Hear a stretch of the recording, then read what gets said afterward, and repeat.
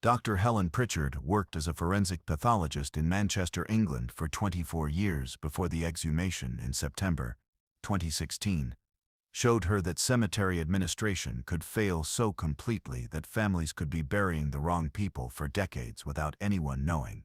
She'd supervised over 400 disinterments, had seen administrative errors and misidentifications, had dealt with complicated forensic situations, but she'd never opened a casket expecting one person and found someone completely different.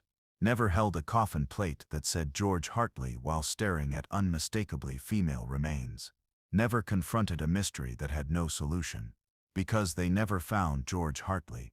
Never found where he'd actually been buried. Just found the woman in his grave. The woman nobody recognized. The woman who'd been lying under George's name for 40 years. I met Dr. Pritchard at her home in Cheshire in October 2024.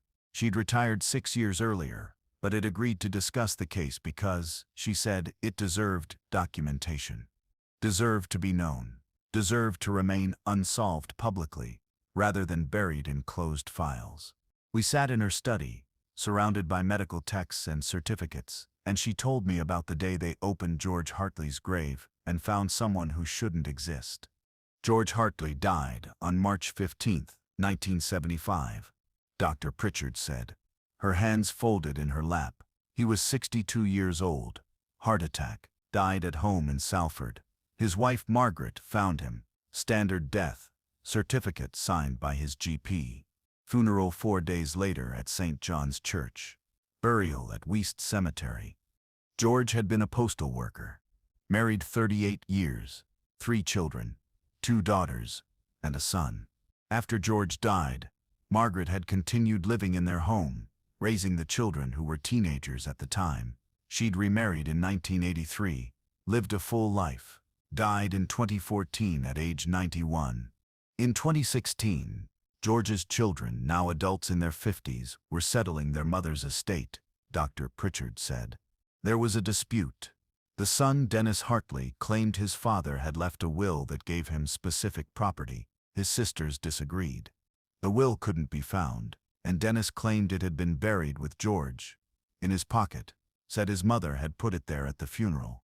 The sisters, Patricia and Joan, had no memory of this, said their mother would never have buried an important document. But Dennis was insistent. He'd petitioned the court for exhumation, wanted to check George's burial clothing for the will. The court had approved it. Routine exhumation for document recovery, not unprecedented. September 23, 2016, Dr. Pritchard said. That's when we did the exhumation. I was there as the supervising pathologist. Dennis Hartley was present, as were his sisters. Their solicitors were there.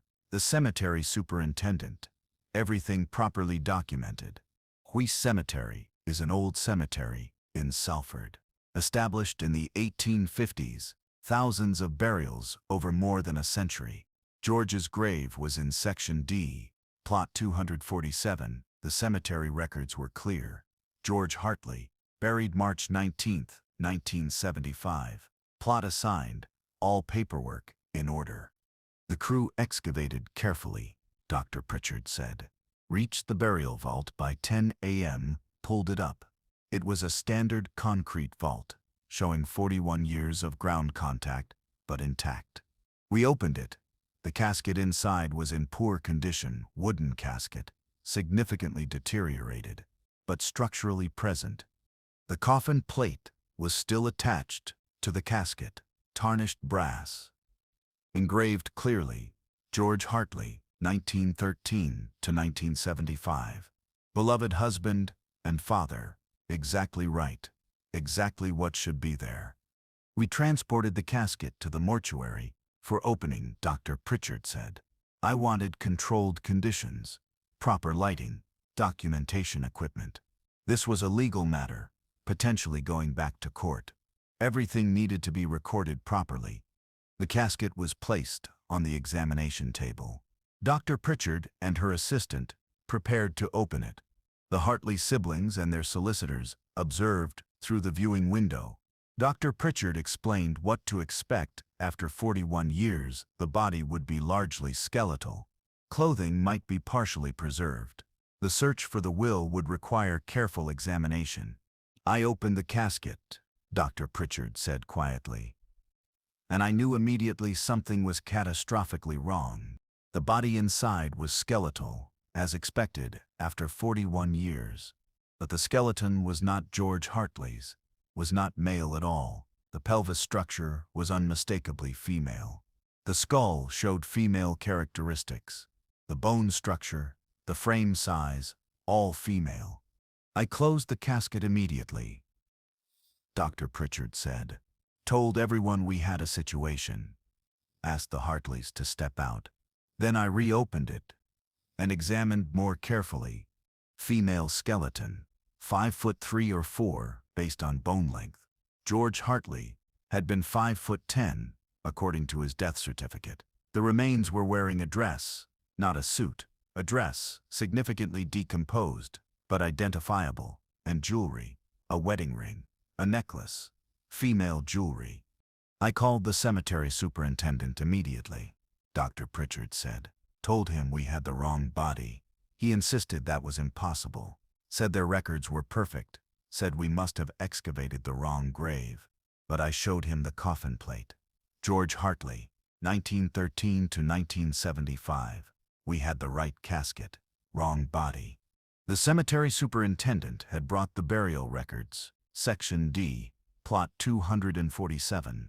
George Hartley, buried March 19, 1975. Adjacent graves, Plot 246. Elizabeth Norton died 1958. Plot 248. Thomas Walsh died 1982.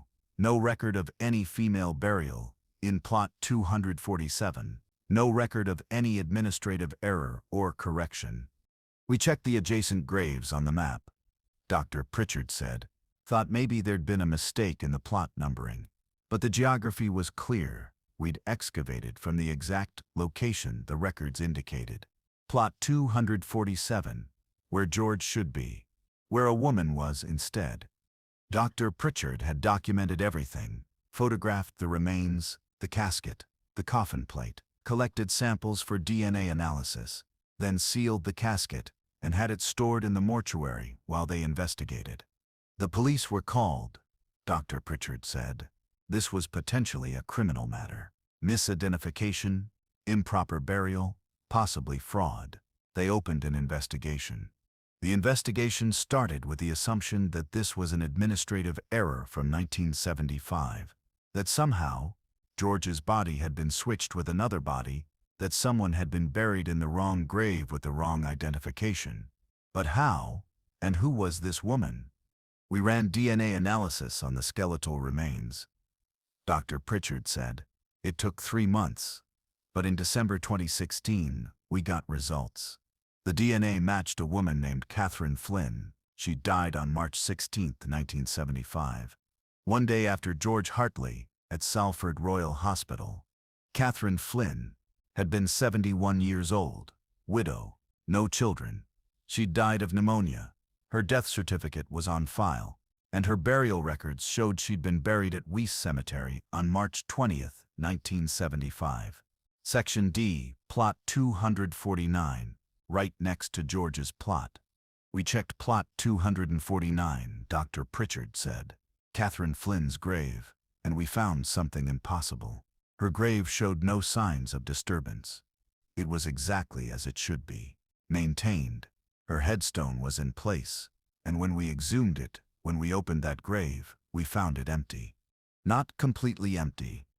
There was a casket, wooden, deteriorated, but inside, nothing.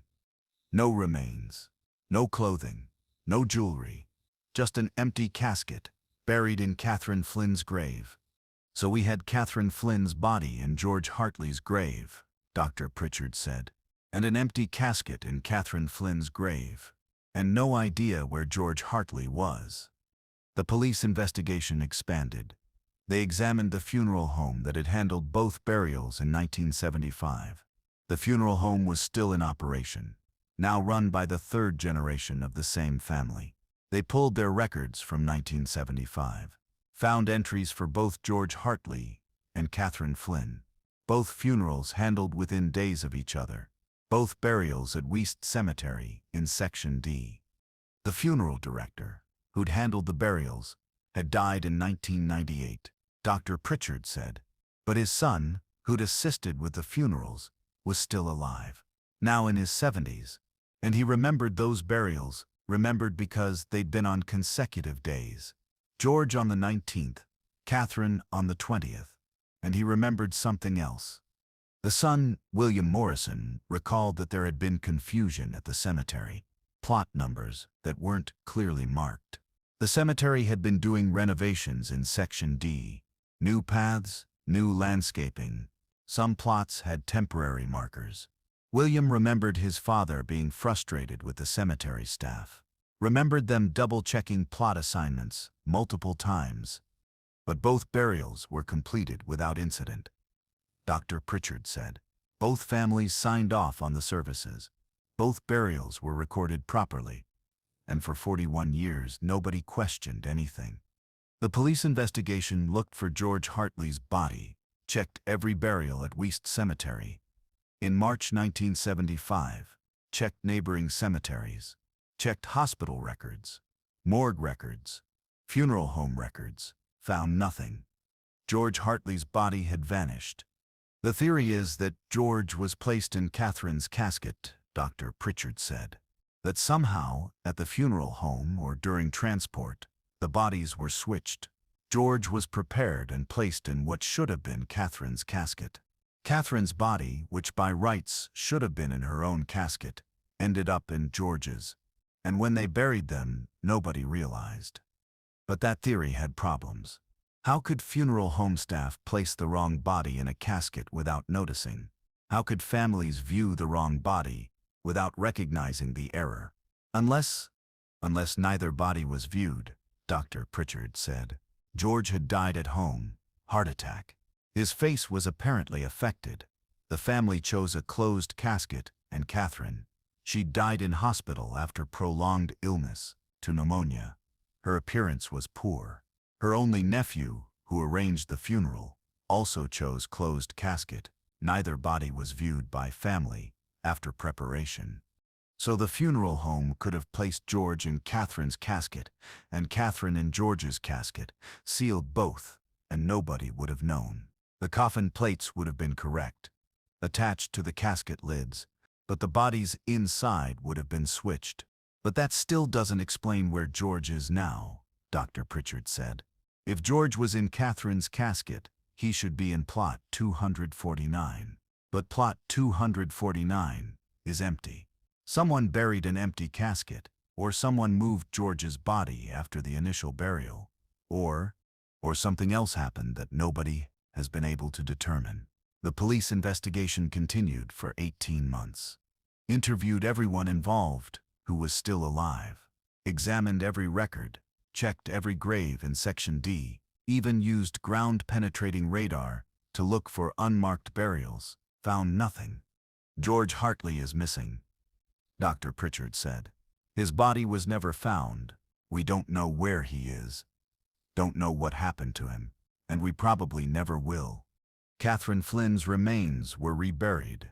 A new funeral was held. 41 years late, her nephew's family attended. Catherine was placed in a different plot with proper identification, finally laid to rest correctly. But George's grave, plot 247, remains empty, Dr. Pritchard said. The Hartley family decided not to use it, said it felt wrong, said they couldn't bury anyone there knowing George should be there but isn't, so it sits. Empty grave with George Hartley's headstone, memorializing a man whose body is somewhere unknown. The will Dennis Hartley claimed existed was never found. The inheritance dispute was settled by the courts without it. But the family was shattered by the revelation. Their father's grave didn't contain their father. They'd been visiting the wrong grave for 41 years, mourning at a place where a stranger was buried. Joan Hartley told me something that stayed with me, Dr. Pritchard said.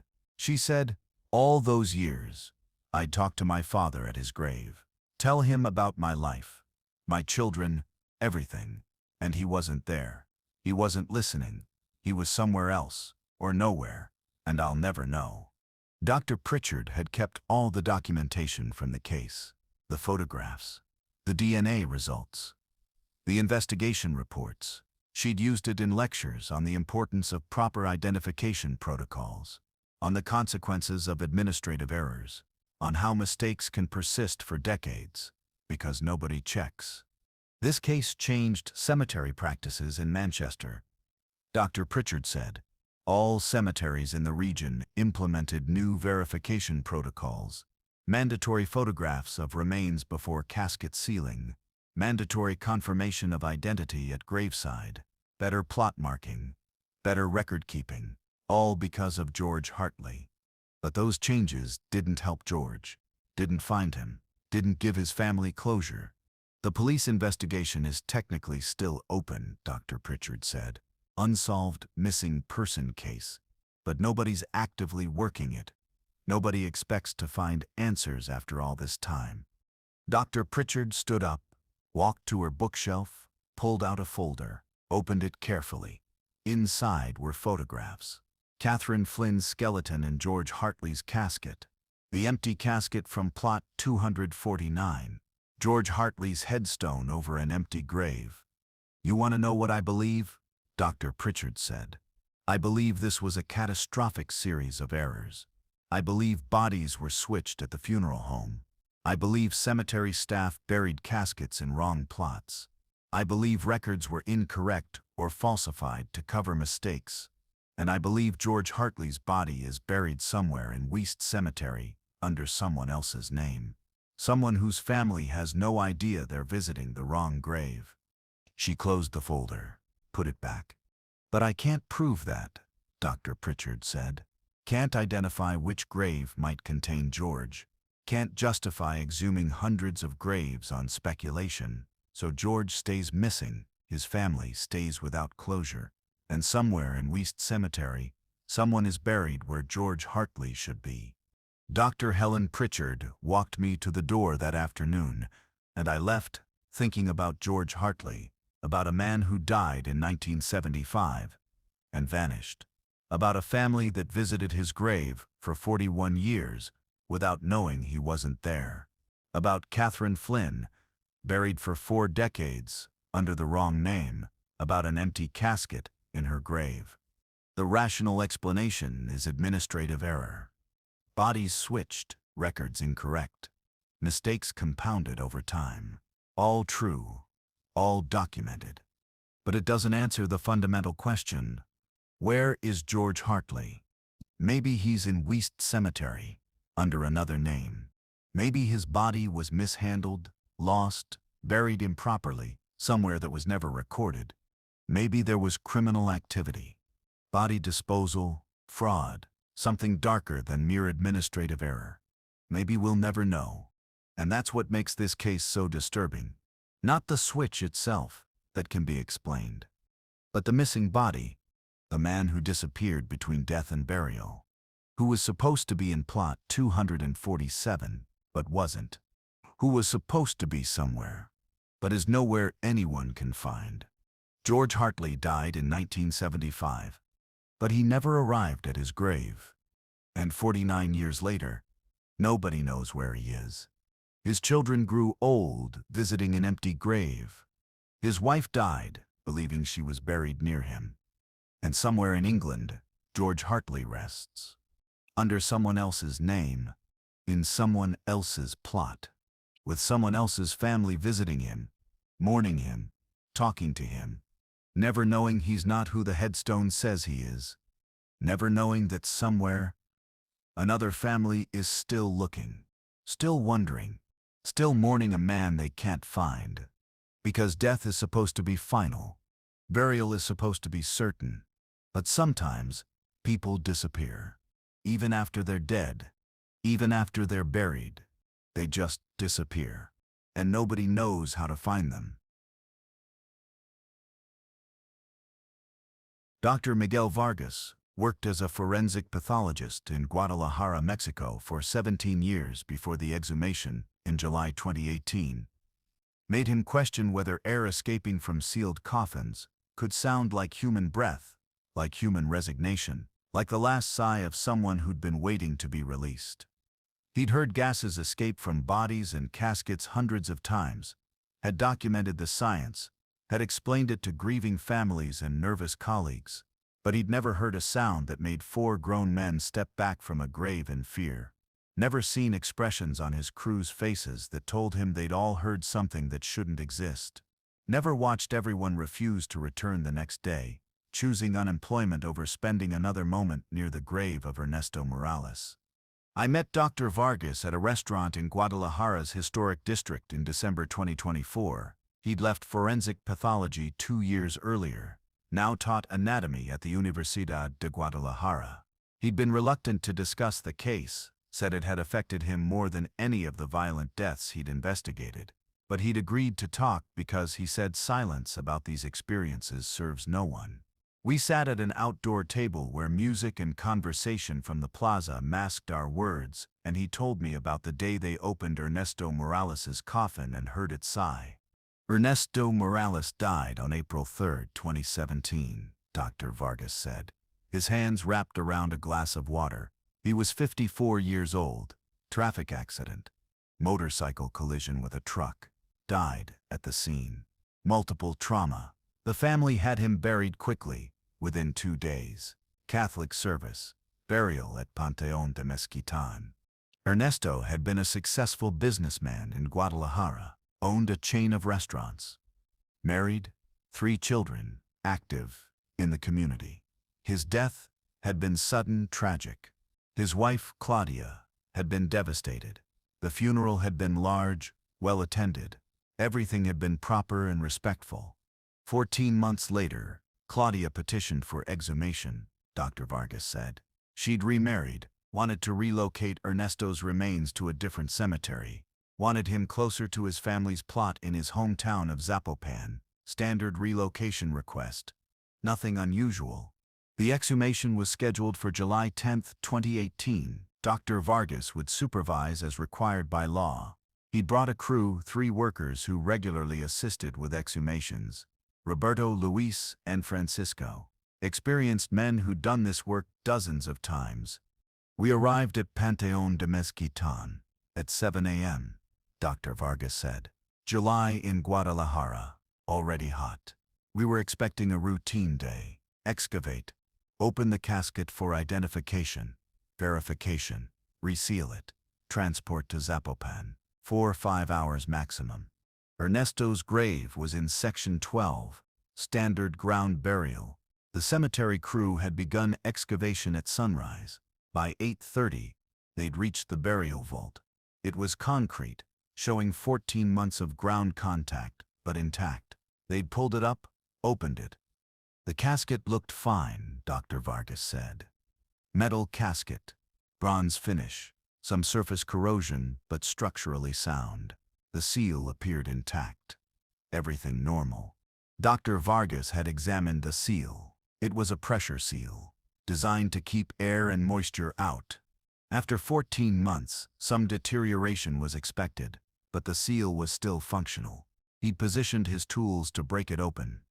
I applied pressure to the seal breakpoint, Dr. Vargas said. It popped, that familiar sound when pressure equalizes. He stopped, looked down at his hands.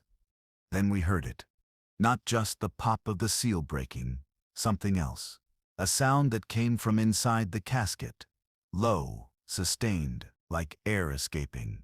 Yes, but shaped, formed, like breath. It sounded like a sigh, Dr. Vargas said quietly. Like someone exhaling their last breath. Long, slow, human. And we all heard it. All 4 of us.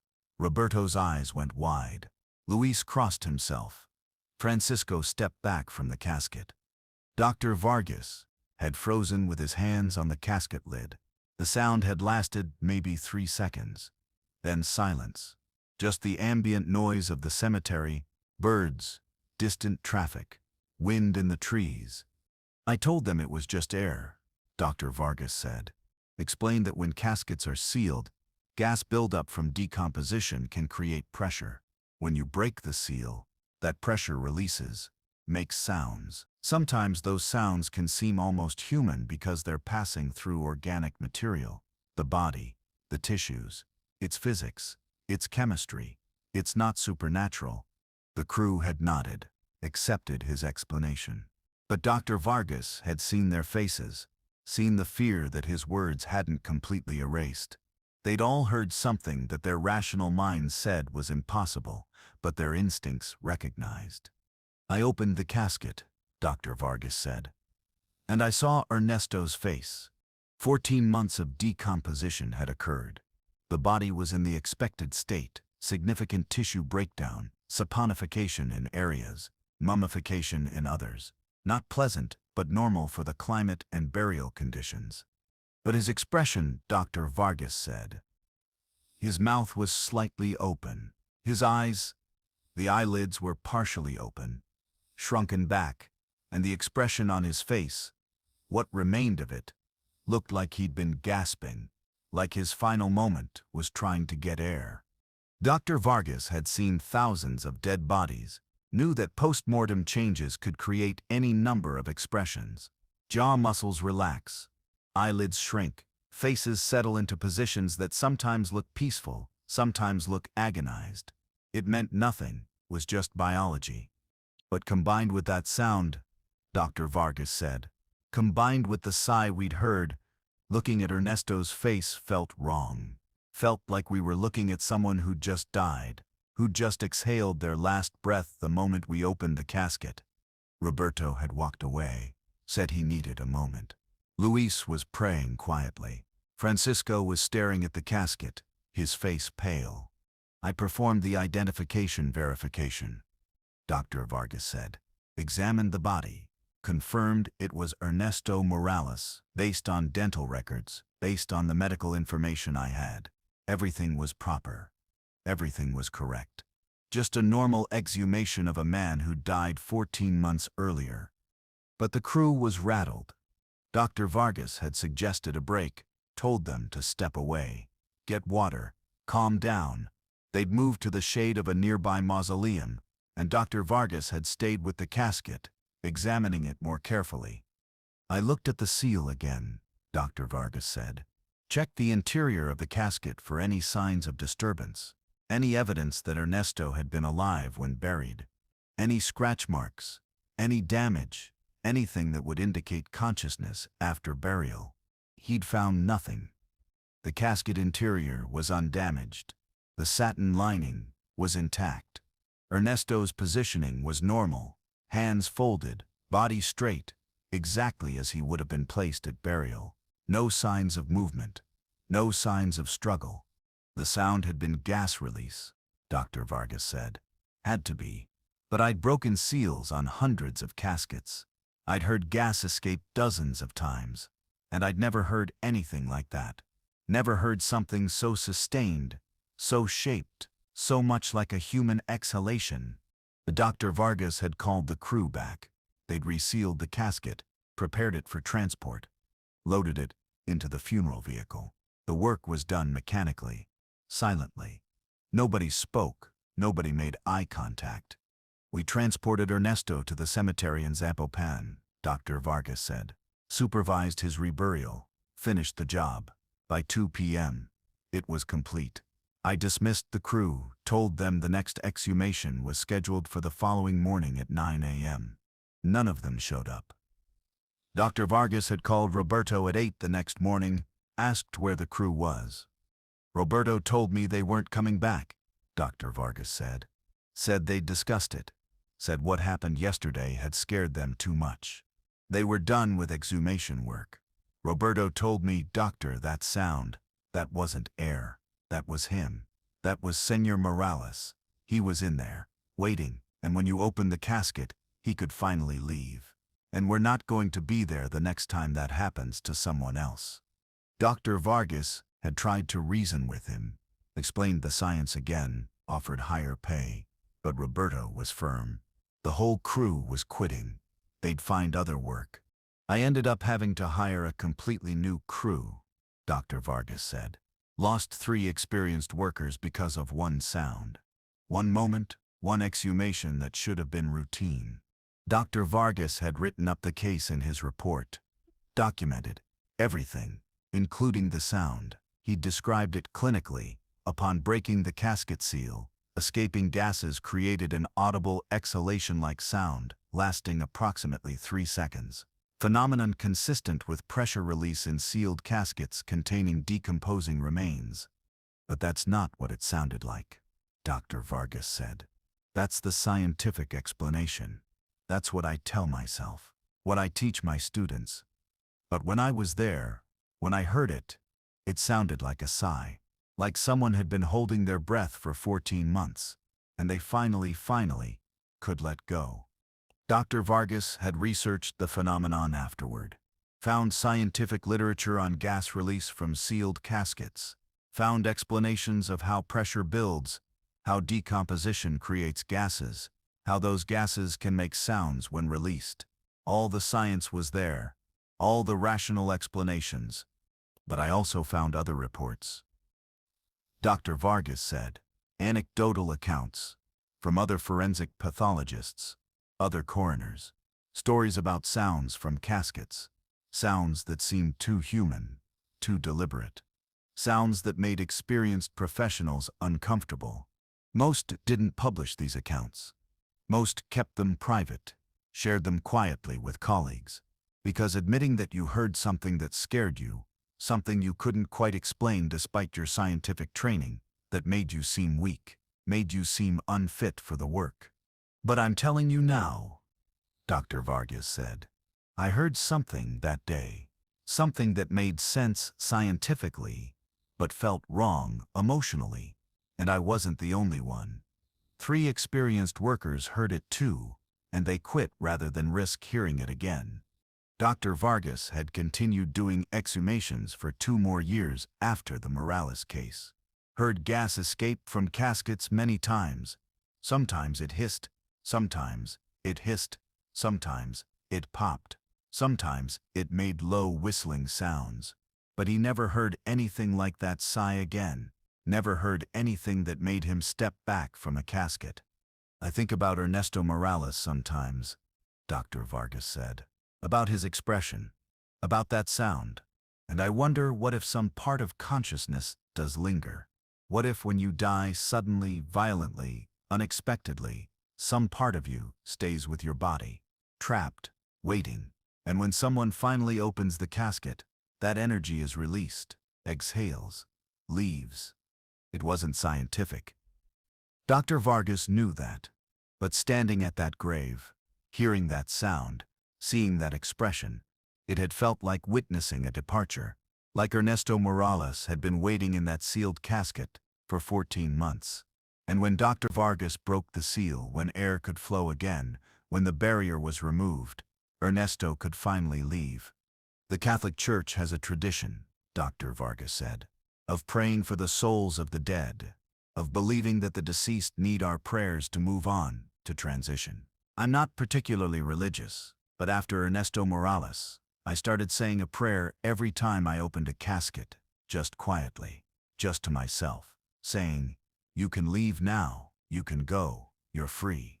He'd never told his colleagues, never mentioned it in his reports, just did it silently. Because it made him feel better, made the work feel less like violation, and more like service, like he was helping, like he was releasing people who'd been waiting. I left forensic pathology in 2022, Dr. Vargas said, not because of Ernesto Morales specifically, but cases like his, they accumulate, they weigh on you, make you question what death is, what consciousness is, whether we understand anything at all about the transition from life to whatever comes next. Now he taught anatomy, worked with cadavers that had been donated to science, bodies that had been prepared, preserved, that bore no resemblance to the recently deceased, bodies that were educational tools, not people. It was easier, cleaner, less complicated. But I remember every exhumation, Dr. Vargas said, every casket I opened, every face I saw, and I remember Ernesto Morales, most of all, because of that sound. That impossible, all-too-human sound. Dr. Miguel Vargas paid for our meal, and we walked out into the Guadalajara evening. The plaza was full of life, music, laughter, people living their normal lives. And I thought about Ernesto Morales, about a man who died instantly in a motorcycle accident, but whose casket sighed when opened 14 months later. About 3 experienced workers who quit rather than hear that sound again. About a forensic pathologist who started praying to corpses because one of them had seemed to respond. The rational explanation is simple. Gas buildup, pressure release.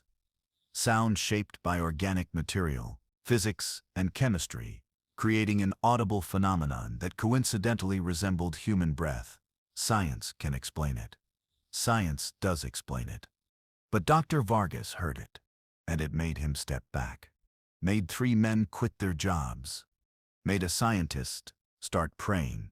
Maybe that's what matters more than the explanation, not whether it was actually Ernesto's consciousness leaving his body, but that it sounded enough like it to make people react with instinctive certainty that they'd witnessed something beyond normal experience.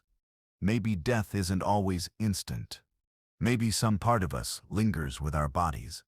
Maybe when caskets are sealed, when we're buried, when we're locked away from air and light, that part of us waits. Waits for the seal to break. Waits for the lid to open. Waits for the moment when it can finally exhale. Finally sigh. Finally leave.